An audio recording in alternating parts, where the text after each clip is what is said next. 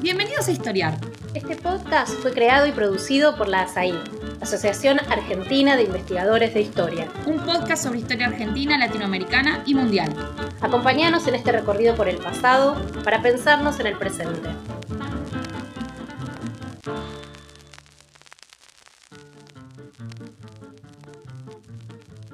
Bienvenidos a Historiar, el podcast de la Asociación Argentina de Investigadores en Historia. Yo soy Hilda Sábato y he sido invitada a conducir este episodio dedicado al año 1852. ¿Pero por qué tomar ese año como motivo de nuestro podcast de hoy? Bueno, son varias las razones, ¿no? Para los contemporáneos fue un año denso en acontecimientos políticos e institucionales que sacudieron la vida de todos los habitantes de la llamada entonces Confederación Argentina y los sumieron en un mar de incertidumbres. Por su parte, para quienes como nosotros, ¿no?, conocemos cómo siguió la historia, se trata de un año bisagra, un momento en que se produjo un viraje fundamental en la organización y la dirección de la nación. Finalmente, porque contamos con un fantástico libro reciente que nos permite asomarnos a esos hechos de la mano de su autora, Ana Clarisa Agüero, aquí lista para guiarnos en este viaje en el tiempo. Ana Clarisa es historiadora, doctorada por la Universidad Nacional de Córdoba, donde se desempeña actualmente como profesora titular concursada de Historia Argentina 1. También es investigadora independiente del CONICET y dirige el programa de Historia y Antropología de la Cultura, IDACOR, en la misma universidad. Sus principales trabajos están orientados al campo de la historia cultural en articulación con la historia política, campo en el cual ha publicado aportes muy destacados. Para no extenderme mucho, menciono solo sus principales libros. Local Nacional, una historia cultural de Córdoba en el contacto con Buenos Aires, 1880-1918, publicado en 2017 y que recibió el tercer premio nacional en la categoría Ensayo Histórico. Y El Espacio del Arte, una microhistoria del Museo Politécnico de Córdoba entre 1911 y 1916. Este es del 2009. Pero también es coeditora de varios libros, entre ellos Variaciones del Reformismo, Tiempos y Experiencias, junto a Alejandro Eujanian, otro especialista en historia, de 2018. Y Culturas Interiores, Córdoba en la geografía nacional e internacional de la cultura, junto a Diego García. Este es del 2010. Y por supuesto, bueno, está el nuevo ensayo, el que hoy vamos a introducir, y que se llama 1852, Guerra, Capitalismo y Nación. Pavada de título, que en sí mismo es todo un programa. Ana Clarisa fue invitada a escribir para la serie Años Cruciales, compuesta de libros relativamente breves, dedicados a años considerados decisivos de nuestra historia. Bajo la dirección de Ernesto Bogoslawski, la colección está siendo publicada por la Universidad de General Sarmiento. Bueno, muchas gracias, Ana Clarisa, por estar acá y bueno, si te parece, empezamos. Buenas tardes. Buenas tardes, gracias por el convite.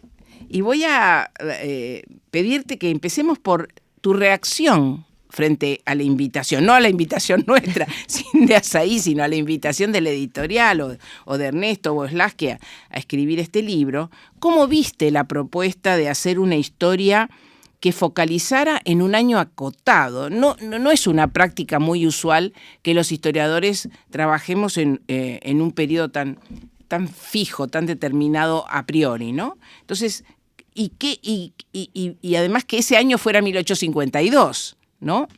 Entonces, en suma, ¿cómo tomaste el desafío? Bueno, ahí volvería sobre un par de cosas que aparecieron en la presentación. Efectivamente, la serie es una serie que intenta revisitar la historia argentina a partir de la selección de una serie de años, que son los que denomina cruciales, y que está destinada a un público más amplio. Esta es una nota que me parece importante. Y que en todo caso, digamos, establece una selección de orden ante todo político, ¿no? Esa es una cuestión relevante porque obviamente no es todo el año el que está siendo llamado de entrada, o al menos a priori, sino es un determinado evento que es el que convoca un determinado año. A la vez, la demanda no fue tratar exclusivamente ese evento, que normalmente pertenece, bueno, como decía, a una serie política, sino la de intentar hacer un ejercicio, podríamos decir, en algún grado integral, que revisara ciertos elementos políticos, económicos, sociales, intelectual-culturales, relativos a ese segmento más amplio, que es el segmento del año. Creo que frente a eso hubo una variedad de resoluciones, viene habiendo según los tomos que ya se conocen, y de alguna manera también una variedad de puntos de partida. Esto tiene que ver con que me decías, bueno, y el año en particular, porque digo, parte de los autores son especialistas en ese momento, y parte no exactamente. Yo estaba trabajando cerca, podríamos decir, pero creo que en parte fui invitada, sobre todo por mi condición de docente de Historia Argentina del siglo XIX, Ajá. Y por esa voluntad, digamos, de apuntar también a un público más amplio. Y esto implica una primera cuestión, que es que se trata de ejercicios que al menos de partida son ejercicios, para quienes partimos de ahí, son ejercicios que en un primer momento aparecen como ejercicios de escritura, ¿no? Yo creo que esto se modificó en el curso del trabajo, pero lo consigno, y esto implica también que gran parte de los insumos de estos libros son el trabajo de otros colegas, una cuestión que me parece también muy importante, porque para los colegas va a ser menos novedoso, naturalmente, que para ese potencial. Te interrumpo un poquito. Cuando vos decís es un ejercicio de escritura, ¿qué querés decir? Porque cuando decís, bueno, nos basamos en los trabajos de otros, uno piensa, bueno, sí, es un ejercicio de escritura, pero también es un ejercicio de revisitar esos trabajos desde una postura propia, digamos, o de una vía analítica propia, ¿no? Te pregunto. Sí, está muy bien, porque efectivamente es creo más que escritura solo. No, totalmente, pero creo que podría discernirse, porque hay un primer momento que para quienes no nos sentíamos especialistas, bueno, aparece como cómo trabajar de manera más o menos leal sobre la investigación primaria, un poco ahí pasaba la distinción, sobre la investigación primaria realizada por otros colegas. Me parece que ahí hay un punto importante, pero efectivamente muy rápidamente aparece que ese ejercicio de escritura, en la medida que obliga a tomar una serie de opciones, también en primer término ofrece ángulos que permiten ver ciertas cosas y dejar completamente de lado otras, o que ofrecen o prometen ofrecer un cierto plus, e incluso, podríamos decir, animan a avanzar en algunas sendas brevemente más novedosas y más propias, me parece. O sea que sí, que está muy bien la aclaración. Lo hago porque también es verdad que eso se desplazó a lo largo del trabajo, porque la invitación fue en el año 2019, pero el trabajo se fue desarrollando por momentos a lo largo de varios años, hasta 2023, digamos. Y eso implicó, bueno, un desplazamiento también en esas expectativas.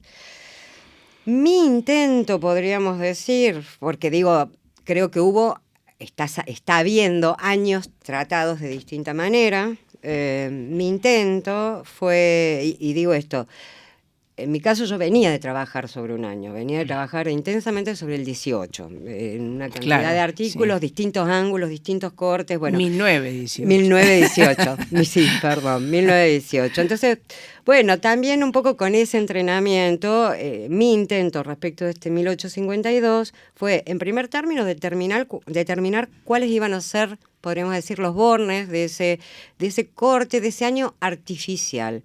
Digo esto porque no es menor, digamos, en cierta medida el año calendario es una representación de un tiempo natural, podríamos decir, ¿no? Pero a la vez, cuando el año se proyecta sobre la historia, bueno, aparece también como un año artificial, claro, porque en definitiva no corresponde, digamos, el año no corresponde al evento que normalmente lo trae, y porque a la vez normalmente tampoco comprende exactamente, digamos, un proceso, un ciclo que sea detectable en esos términos. Entonces, mi primera decisión al respecto fue decir, bueno, yo voy a hacer arrancar este año en la batalla de Caseros, el 3 de febrero de 1852, que era el evento que había llevado a la elección del año, podríamos decir. Explica un poquito para nuestros oyentes por qué la batalla de Caseros. Muy bien. Pongo los dos primeros bordes. Mm. Primero nada de los bordes. Perfecto. 3 de febrero de 1852, batalla de Caseros. 1 de mayo de 1853, sanción de la Constitución de la Confederación Argentina. Esos 15 meses, como 15 meses que permitían ver y mostrar algo. Y ahí, entonces, efectivamente, ¿por qué Caseros? Porque Caseros fue, digamos, el evento disparador para su integración en esta serie. Bueno, porque básicamente en la batalla de Caseros se produce la varias veces buscada, digamos, por cierto sector, por un frente antirrosista que se había ido modificando, pero se produce la caída, digamos, del régimen rosista en Buenos Aires y, en consecuencia, también, digamos, del fin de la hegemonía de Rosas sobre el espacio de la Confederación Argentina, tal como había quedado definida por el Pacto Federal de 1831, digamos, o al menos contorneada. Entonces, esa caída, que efectivamente tenía antecedentes mal logrados y que aquí se concreta, digamos, tras una batalla en la que se enfrentan dos ejércitos enormes. Por un lado, el ejército de Buenos Aires, que con Juan Manuel de Rosas al frente, más al frente probablemente de lo que hubiera deseado, y por otro lado, con el llamado Ejército Grande, con la figura de Justo José de Urquiza a la cabeza de un conjunto de tropas que incluían divisiones orientales, brasileñas, entrerrianas y correntinas. Bueno, tras de esa batalla estaba la expectativa, podríamos decir, en primer término, al menos la expectativa propiamente política, de poder avanzar en la convocatoria a un Congreso Constituyente que, muchas de las figuras que participaron de ese armado consideraban, Rosas había postergado más allá de lo deseable. Por lo tanto, esta batalla va a ser liminar a los fines de pensar en el proceso de construcción, efectivamente, no solo de la convocatoria al Congreso Constituyente, de la sanción de la Constitución, con la que yo remato mi corte, y que constituye también el primer remate jurídico, podríamos decir, jurídico-político central, relevante, de ese impas abierto con Caseros, sino que corresponde además a las expectativas de un tipo de organización que ya desde varios años atrás se identificaba con el Congreso mismo, con una constitución y con una constitución que ya se presumía tenía que ser una constitución de signo federal. Pese a que la noción de federalismo conservaba alguna ambigüedad, ya no era la ambigüedad que podía presentar en las décadas del 20 o el 30. Era una república representativa y federal. Exactamente. ¿No? Que es lo que dice la Constitución y es lo que de alguna manera, por una parte, continúa, ¿no? Retoma la tradición republicana previa, pero al mismo tiempo introduce una novedad radical, ¿no? Que es esta cuestión de un federalismo diferente, que ya después nos vas a contar, por qué es diferente al tipo de federalismo desde el punto de vista institucional que teníamos o que tenía la Confederación Argentina previamente. Bien. Me parece clarísimo cómo definís el año, ¿no? Cómo enfrentarse el desafío de entender el año entre estos dos momentos, por decirlo así.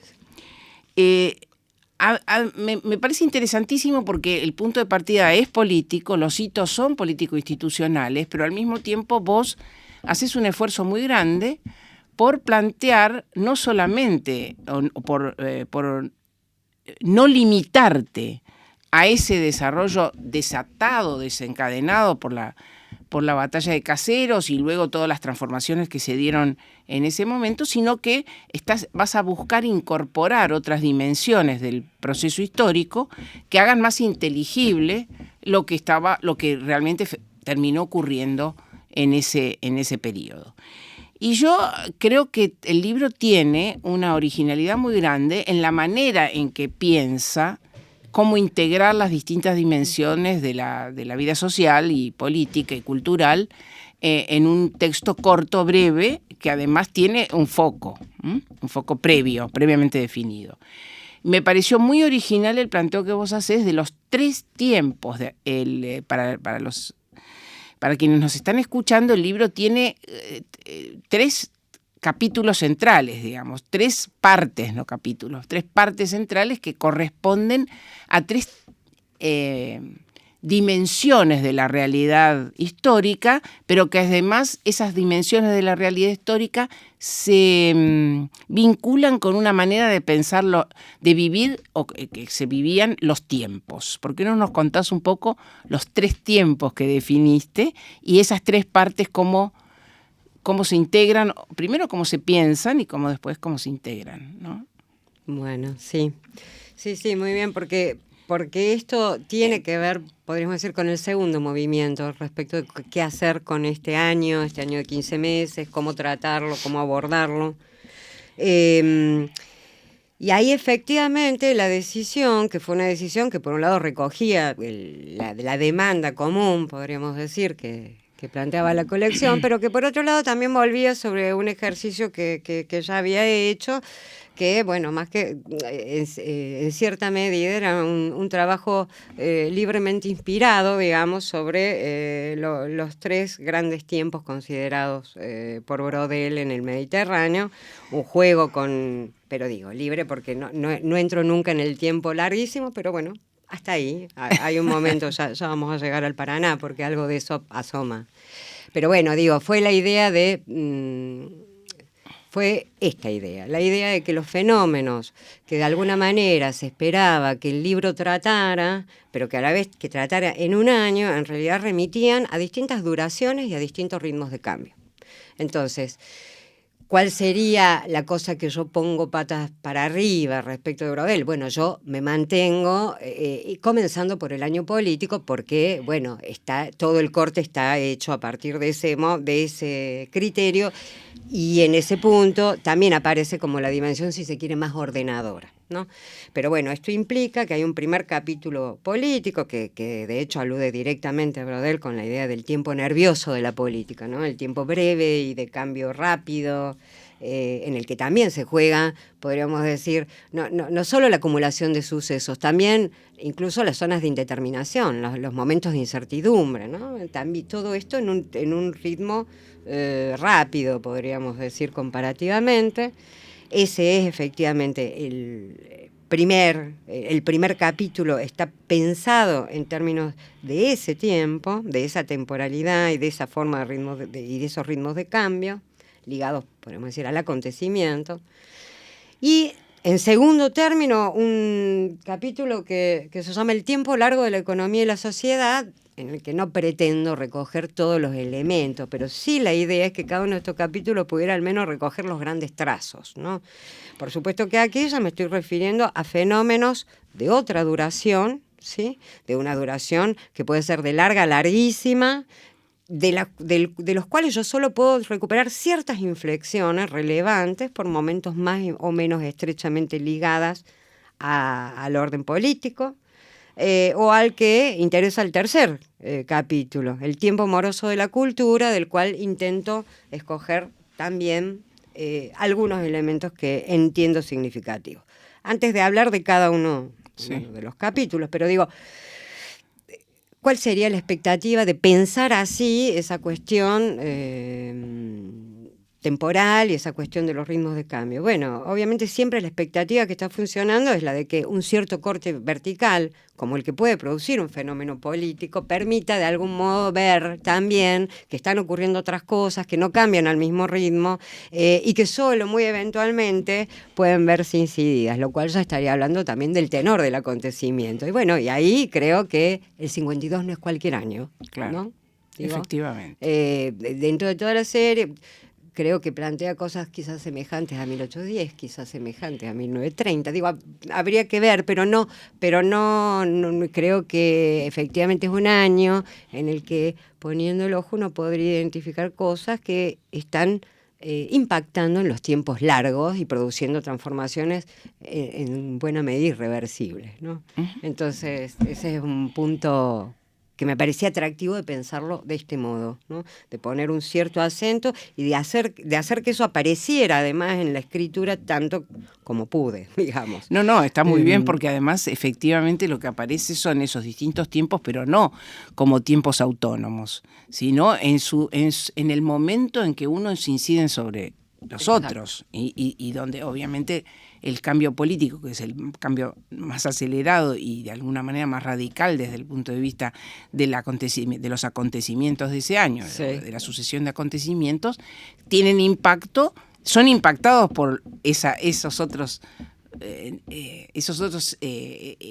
como podríamos decir, capas del funcionamiento de lo social, pero a su vez esas capas no son impermeables a lo que está pasando. Y eso está muy claro en el libro. Así que ahora te voy a invitar a que empecemos de a poquito. Y que empecemos entonces por el tiempo nervioso de la política. Que nos cuentes, bueno, qué pasó brevemente, también para que pueda haber más información sobre esta cuestión, pero al mismo tiempo, ¿cómo lo ves vos ese año en términos del planteo general, ¿no? Bueno, muy bien. Lo primero que diría es que ese capítulo es el capítulo, podríamos decir es un capítulo enteramente narrativo, ¿no? Que ese es un punto, porque trabajar también de esta manera implica que algunos son narrativos, otros son más analíticos. Este es un capítulo narrativo, en un sentido, podríamos decir, bastante tradicional, que intentó arrancar con el campo de batalla. Bueno, ahí hay un asunto, un momento de simultaneidad, con el medio apareció el libro sobre Caseros, y eso implicó también parar un poco. ¿Sí? ¿Se está refiriendo ella al libro sobre Caseros que se publicó en el 2022? Yo creo que en el 22 salió, coordinado o en el 21 mismo. Sí, que efectivamente se llama Caseros. Yo no me acuerdo el título del La libro en este batalla por momento. la Organización Nacional. Sí, Pero bueno, que nada. coordinado por Zubizarreta, Rabinovich Sí, Canciani. y Canciani. Perdón. Eso, a ver, un breve comentario al respecto ahí, porque es anecdótico, pero también estas cosas ocurren, digo, obviamente, yo acabo de decir, yo no soy especialista en la etapa, bueno, mucho menos en una cuestión de la puntualidad de la guerra. Sí había leído un artículo que estaba en una compilación precisamente de Sábato y Sternavasio, en el que estaba por lo menos, creo que Rabinovich y Canciani, Rabinovich y Zubizarreta. Bien, había leído ese artículo, parecía haber sido menos recorrida la cuestión de la batalla en sí misma, por lo tanto, bueno, una no especialista sumergiéndose en las memorias para tratar de pensar algo de la guerra con los rudimentos. Bueno, y en el medio, claro, se estaba por cumplir el aniversario redondo. Exactamente, eso. Por eso entonces, bueno, claro, los especialistas se reunieron y en 8 meses sacaron un libro, mientras yo seguía nadando en César Díaz. Con lo cual, bueno, hay algún solapamiento, pero bueno, y pude integrar lo que pude integrar también, ¿no? Había habido un avance. Pero vuelvo, en todo caso. Este capítulo político, un capítulo de orden fundamentalmente narrativo, que intenta empezar en el campo de batalla, ¿no? Y que sin embargo a partir de ahí se ve obligada a hacer un flashback que yo no quería hacer originalmente y que luego me resultó inescapable, mínimamente contar de qué manera se había configurado ese frente antirrocista heterogéneo, compuesto por emigrados unitarios, compuesto por buena parte de esta llamada joven generación también en el exilio, que venía que tenía raíces distintas. Muchos venían de familias federales, pero digo, en ese momento estaban también en el exilio.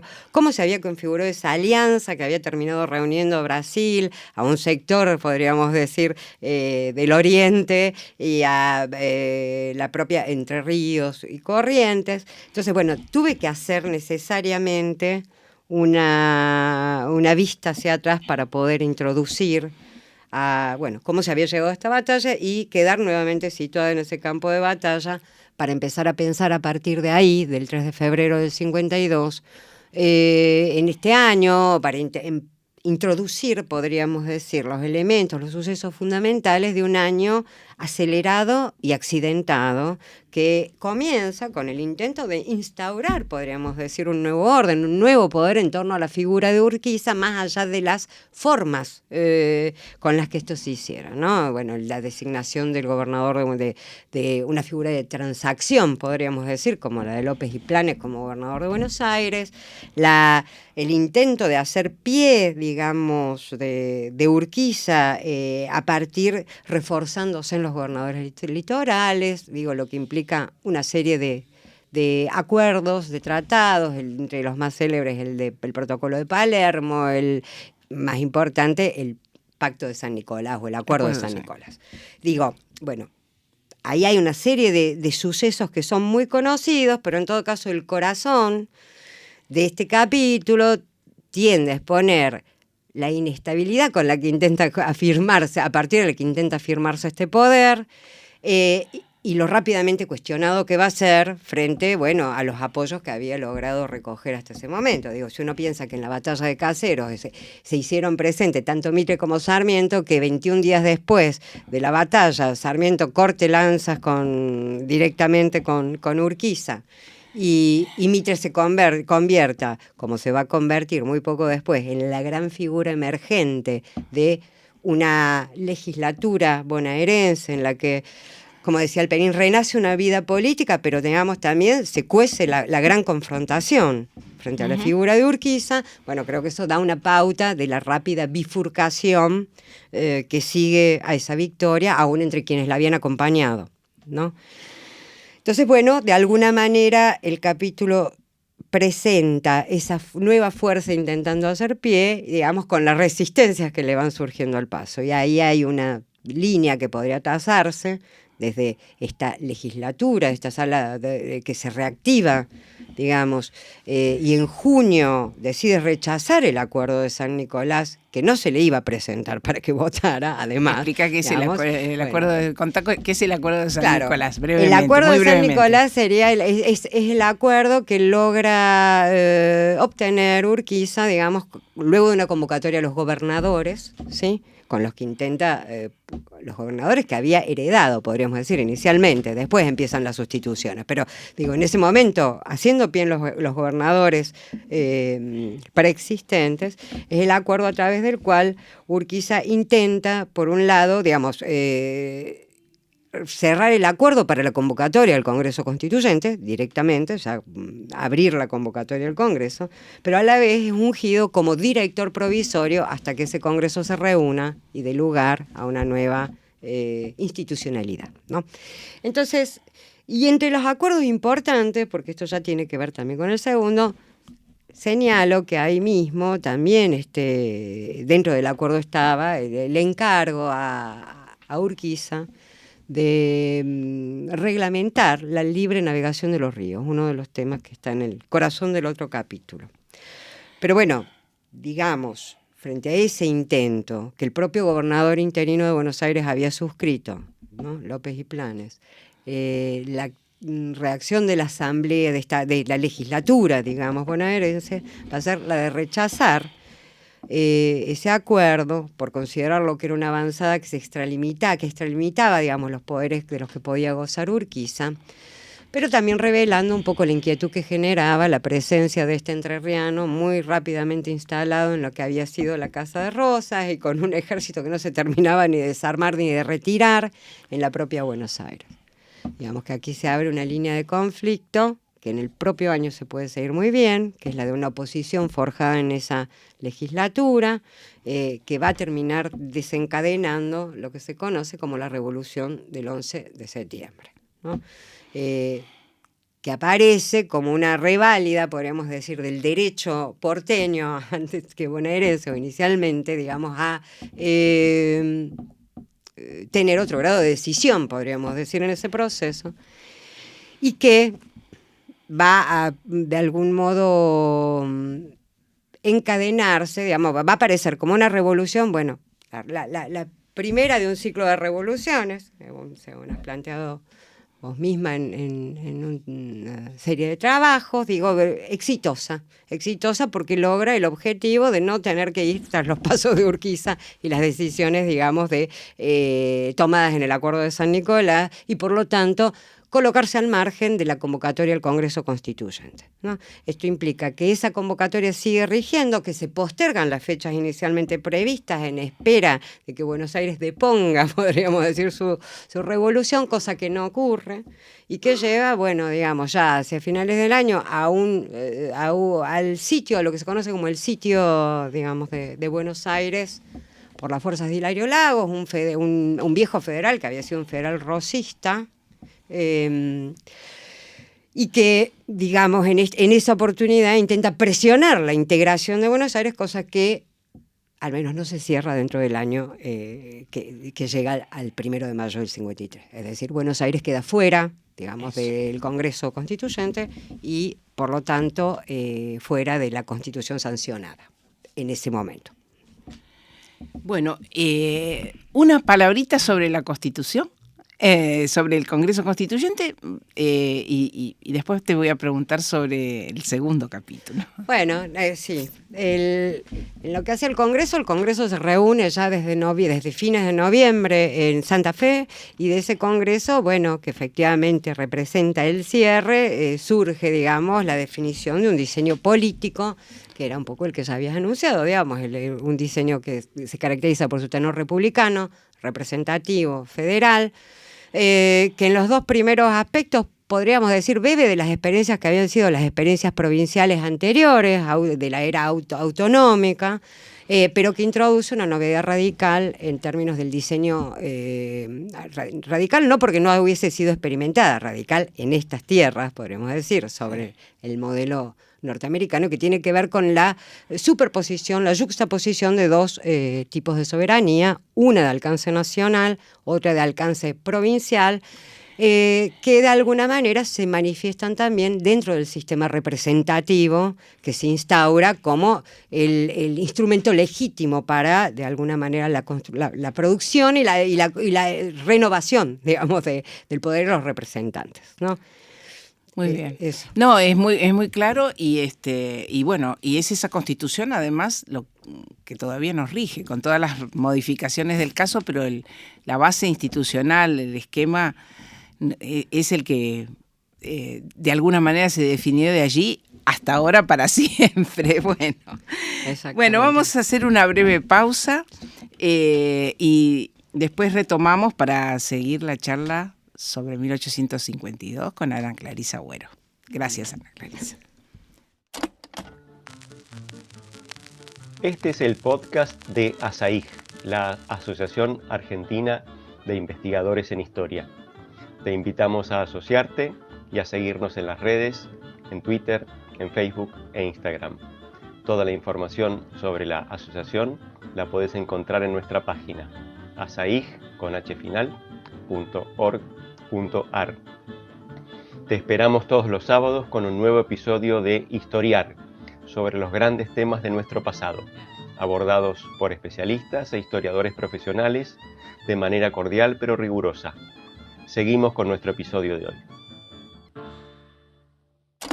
Bueno, seguimos conversando con Ana Clarisa Agüero sobre el año 1852 y su libro reciente. Bueno, un comentario breve sobre los otros dos capítulos, los que de alguna manera abordan los tiempos estructurales. Ahí la gran opción en lo que hace al capítulo económico-social fue la de intentar entrar a ese año a partir de un elemento que había sido parte de las discusiones y que está entre las razones también por las que se guerreó Caseros, que fue el impulso a la libre navegación de los ríos, ¿no? Como una de las demandas que aparecía no apenas como una demanda, digamos, de las potencias europeas que podían estar en el estuario del Plata, que ya se habían resignado a esa altura a no intervenir en forma directa tras, digamos, el intento y el ingreso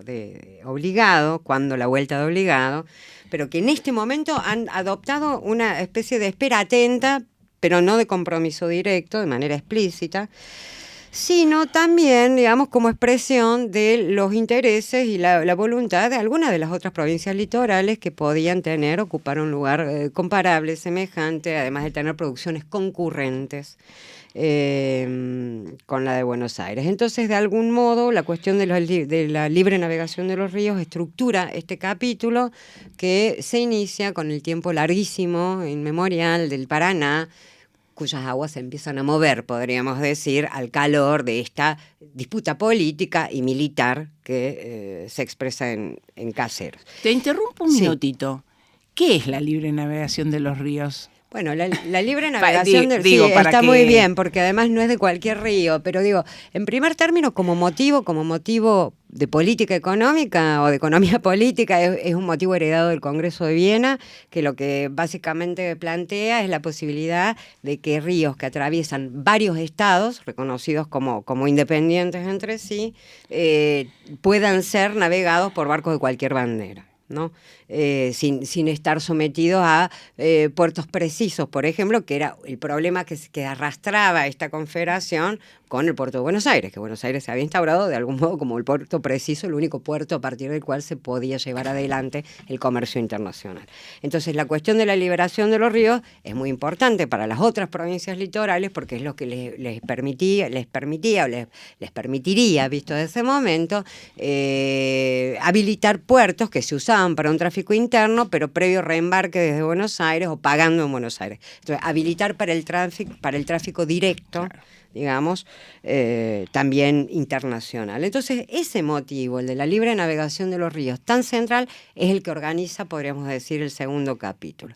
Y ligado a él, digamos, voy intentando mostrar cómo esa libre navegación de los ríos dialoga con la configuración de un área dinámica que se expande respecto de la que había marcado la etapa anterior, que se litoraliza plenamente a partir del núcleo dinámico bonaerense, que, digamos, porque también abre, digamos, un nuevo modo de relación, un nuevo momento en la relación con los centros económicos internacionales y un momento del capitalismo impactando, digamos, en nuestras orillas, ¿no?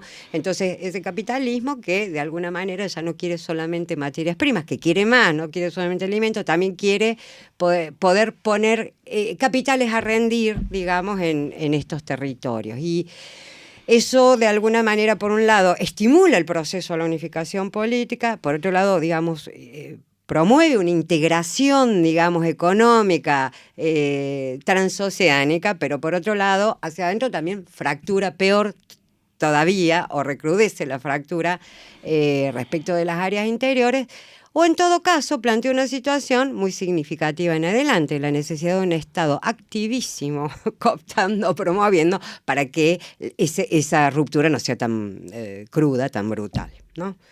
Bueno, entonces un poco por allí va ese segundo capítulo, que a la vez intenta dar algunos elementos en términos de la población, de los procesos de litoralización de la población, ese vuelco que se da entre el 800 y el 69, se detecta, digamos, un viraje poblacional precisamente a esa área litoral, la convergencia de migraciones internas y migraciones internacionales, el modo en el que también se va configurando la cuestión del mestizaje, un mestizaje que también marca desigualmente el territorio, porque también va a empezar a coincidir con la presencia de una nueva migración internacional, y bueno, y ahí se asoma con mucha discreción también a algunos parámetros mucho más generales que tienen que ver con, bueno, la población, podríamos decir, en las áreas dominadas, digamos, de las que se reclamaban jurídicamente como propias de este Estado naciente, de escala nacional, y aquellas que a la vez seguían dominadas por una población indígena cuya estimación sigue siendo todavía hoy como muy, muy compleja, ¿no? De la que hay alguna aproximación, por supuesto, hay muchos colegas que trabajan sobre eso, pero que bueno, también ofrece un parámetro que me parece de interés, creo. Bueno, este capítulo tiene además el atractivo de poner al Paraná en el centro. A mí me gustó muchísimo porque además no es una simple descripción de las transformaciones económicas en función de lo que estaba pasando en términos estructurales o en términos de las relaciones tanto internas como internacionales, sino también coloca ahí un actor, ¿no? Que es el Paraná. Pero bueno, eso, una sola cosita. ¿Sí? Digo, para mí fue un punto muy fuerte, pero el trabajo fue uno de los elementos que más me atrajo, me conectó, y fue uno de los elementos que asocié además a toda la necesidad, a las salidas de pandemia, o sea que hubo mucho trabajo en terreno, podríamos decir. Necesitaba ir a ver una cantidad de cosas, eso fue un elemento, un estímulo enorme. Así que también, porque digo, bueno, están las marcas de escritura, se escribió en un momento, no en otro. Y eso... Y se escribió no solamente eso, la cosa paranaense además se escribió en el momento en el que se estaba venciendo la concesión por la administración y el dragado del Paraná, de hecho. Sí, así ahí haces un arco sí. Con el presente también, ¿no? Muy, muy lindo, muy lindo. Entonces, bueno... Sí, y hay un tercer capítulo, el capítulo del que simplemente señalo lo que me pareció el elemento... Lo que fue la gran decisión del tercer capítulo. La gran decisión del tercer capítulo fue pensar en tratar la cuestión de la cultura o de la historia intelectual, pero a partir de una noción amplia de cultura, que me permitiera poner las ideas de cierto grado de sistematización, codificación y demás, como podían ser las ideas señeras de Alberdi, que marcaron las bases que a su vez alimentaron la Constitución, o como podían ser las de Fragueiro, un proyecto muy sistemático también, con otro suceso, con menor suceso, junto, digamos, a ciertos elementos que marcaban también los grados de civilización, civilidad surgidos podríamos decir, en la arena misma de la batalla. La cuestión de las maneras de dar muerte, por ejemplo, que es por donde empieza el capítulo. Entonces, bueno, hay un paseo por cuestiones muy diversas, pero que va partiendo de esa arena, de ese fango, del que también se va definiendo, digamos, la sociedad que después se va a pretender civilizada, que se va a pretender de alguna manera cívicamente realizada. Es que ahí, ¿no? Se ve, ahí es donde, si bien esto es una tendencia de mediano plazo, no es algo que ocurra ese año, pero lo que vos haces muy bien es utilizar justamente un momento extremo, que es el de la guerra, para introducir y mirar cómo se mata, cómo se entiende la muerte, cómo se entiende la violencia en ese momento y cómo vos lo que detectás, y eso lo hace muy atractivo, es justamente un tipo de inflexión, un tipo de viraje que se está dando en ese momento y que va después a seguir, ¿no? Pero que allí vos ya estás viendo ya síntomas de maneras de pensar la violencia política que tiene novedades, ¿no?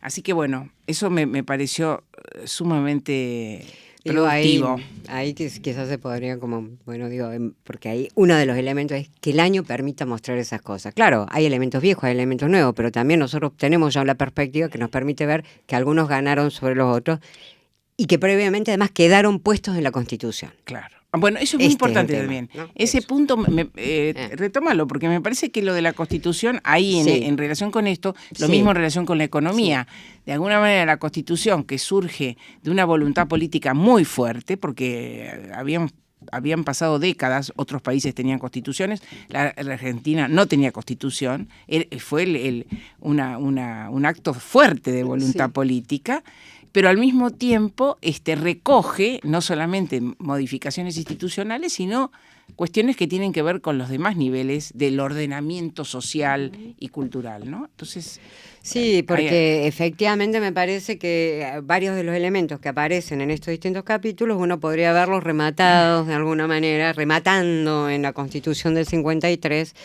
no solamente efectivamente en términos del diseño político, ya lo mencionamos, pero en este particular, con algo que también que ha tratado Lila Caimar y que ha señalado sobre todo, en el 53 todavía hacía falta decir que había maneras de muerte que no se podían ya, que ya no se podían aplicar, ¿no? Entonces, por un lado, digamos, la abolición expresa de la pena de muerte por motivos políticos, pero por otro lado, bueno, la aclaración, digamos, de que había que tener distancias, digamos, que respetar. Entonces, bueno, después ya parece una barbarie, pero parecería bárbaro tener que aclarar eso ya hacia el 60, hacia el momento de la reforma. Pero esta Constitución tiene que recoger estas cosas. Y ahí entonces el capítulo un poco lo que señala es la cuestión de qué pasaba entre el degüello y el fusilamiento. Claro. Entre La diferencia, como en el propio año tiene muchas marcas de cómo está siendo experimentado y cómo está siendo leído eso, ¿no? Y en el caso, bueno, de la cuestión de la libre navegación, ni hablar, ¿no? Eso también lo se ve aparecer explícitamente en la propia Constitución. Digo, y bueno, hay una serie de puntos de los que la Constitución efectivamente ofrece un remate especialmente didáctico. Por eso es muy feliz la idea de hacerlo llegar hasta el 1 de mayo y hacerlo vincular a esa Constitución a ese año, porque, bueno, de ahí es como que recoges los hilos de todo esto. Fue un trabajo ya, algo te había dicho. Sí.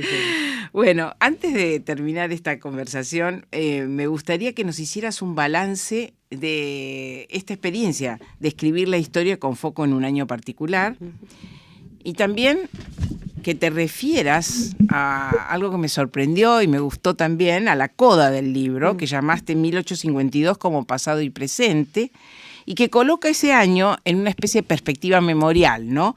Cómo fue visto y se ve ese año desde el futuro o desde los futuros. No es un aclaro para los que están escuchando, no se trata de un recorrido sistemático, sino de como viñetas, como de imágenes producidas sobre el año 52 después, o sea, en los futuros que siguieron a ese año. Sí, bueno, en balance la cuestión del año para mí efectivamente tiene como un rendimiento en cuanto a qué permite pensar, qué permite mostrar, y aquí vuelvo, esa idea de una cosa vertical, bueno, ahí Caseros impacta al punto de que efectivamente reorganiza, comienza una reorganización por completo, digamos, de todo el sistema de tráfico, del sistema de comercio, la confederación que surge de la Constitución del 53, intenta entrar en una lucha denodada por torcer corrientes comerciales centenarias, algo que ya había planteado Juan Álvarez, que Garavaglia retoma con mucho interés, porque ahí esto viene ligado a la cuestión de las aduanas, de la renta y demás, pero digo, hay un impacto muy directo de la política, digamos, incidiendo en la economía y cambiando cosas. Bueno, creo que eso es algo que, si se ve desde el año, bueno, se ve. Es posible verlo, es posible mostrarlo, creo que hasta didácticamente. Entonces yo sí tengo como mucho, mantengo mi fe en el intento, en ese sentido. Y creo que a la vez la vista del año lo que ofrece es también la posibilidad de pensar en estos momentos que son muy relevantes para los historiadores y muy difíciles de decir, que son los de los periodos de crisis. Es decir, si podemos reconocer a grandes trazos el paso de unas estructuras a otras, bueno, ¿cuándo es el momento en el que esas estructuras están empezando a ser cambiadas? No digo que pase todo en el 52, digo que indudablemente 1852 es parte de un ciclo de crisis que habría que datar y discutir desde dónde hasta dónde, ¿no? Que es el de transformaciones estructurales. Y la otra cuestión, sí, efectivamente la CODA, que también fue, bueno, una elección que un poco tuve que pelear porque era una novedad, pero me parece que tiene un interés. Es el intento de, después de hacer todo ese ejercicio sobre el año, intentar ver cómo 1852 vive en otros presentes, ¿sí? Eso. Entonces eso, cómo reaparece de un modo o de otro. En algunos casos se trata de formas de presencia más habituales, las que podríamos llamar historiográficas. Es decir, en el propio año Caseros está siendo parte de una contienda política, cambia de sentido o cambia de valoración al calor de esa contienda política. Ahora, ya hacia los 70, 80, las discusiones son de otro tenor, porque también están intentando componerse una imagen para el futuro de qué fue esa batalla. Entonces podríamos decir que de manera muy esquemática, bueno, es aceptable la idea de que mientras que la tradición liberal abona una imagen positiva de Caseros como un hito positivo, Luego, digamos, hacia los 30, el revisionismo tout court, el revisionismo clásico, va a llevar adelante una inversión, donde unos veían el fin de la tiranía, el comienzo de la organización nacional, la entrada en la civilidad y la civilización. Otros van a ver la consagración de la entrega, la consagración, una apertura que está empujada por fuerzas externas, antinacionales, y que por lo tanto solo puede ser pasible de una lectura negativa.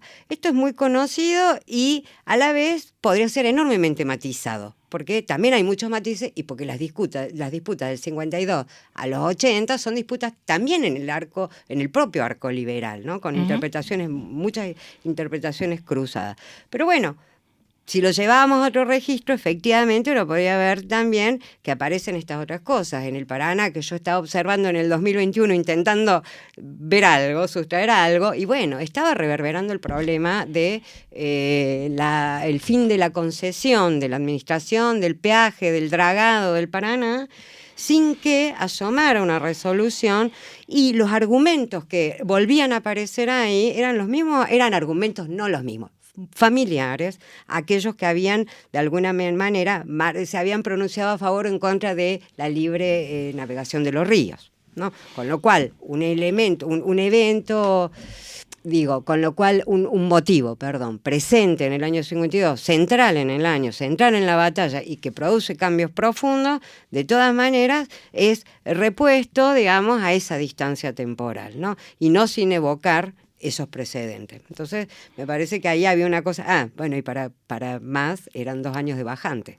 Sí, eso es una me cosa encanta. maravillosa. Eran 2 años de bajante.